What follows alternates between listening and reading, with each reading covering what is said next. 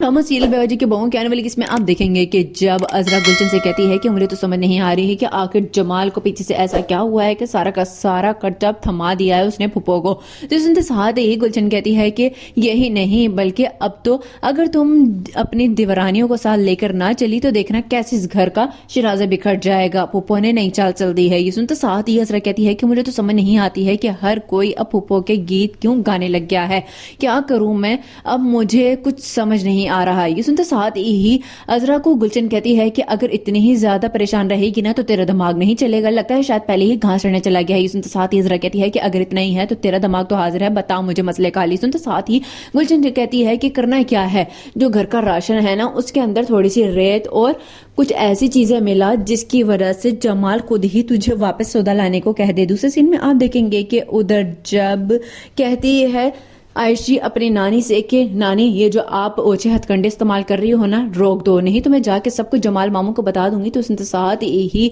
Poopó जान कहती हैं कि खबरदार जो आयशी तूने जमाल के आगे एक लफ्ज भी बोला। तो ये सुनते साथ ही आयशी कहती है कि क्यों ना बोलूं, उनकी औलाद को आप बिगाड़ रही हो। उमर जिस कंडीशन पे पहुंचा है आज आपकी वजह से पहुंचा, उल्टा आप मामू और ममानी की लड़ाइयां करवा रही हैं। तो सुनते साथ ही पोपो कहती हैं कि अगर तूने अपने जुबान खोली तो फिर देखी उसी जुबान को गुद्दी से निकाल के फेंक दूंगी। लास्ट सीन में आप देखेंगे कि उधर जब सायरा अस्मा से कहती है कि अस्मा तुम बहुत ही ज्यादा एतबार करती हो है ना सादिया से, तुम्हें पता है आज पेमेंट आई थी तो तुम्हें बताया नहीं होगा उसने यकीनन। तो सुनते साथ ही अस्मा कहती है कि नहीं कौन सी पेमेंट आई है, मुझे तो कुछ भी नहीं पता। तो सुनते साथ ही सायरा कहती है कि पेमेंट आई थी और उसमें से कुछ पैसे रख लिए हैं सादिया ने, अब वो अगर तुम पूछोगी तो सारा का सारा इल्जाम मुझ पे आएगा। सुनते साथ ही अस्मा कहती है कि लेकिन पहले तो वो ऐसी नहीं थी, ऐसी हरकतें नहीं करती थी, आप इतने वसूख के साथ क्यों कह रही हैं। ये सुनते साथ ही कहती है सायरा क्योंकि पहले अजरा भाभी को इस तरह पैसों की जरूरत भी तो नहीं थी, लगता है जब से खर्चे से हाथ हटाया है जमाल ने अब बहुत ही ज्यादा उनके खर्चे मुश्किल हो गए होंगे।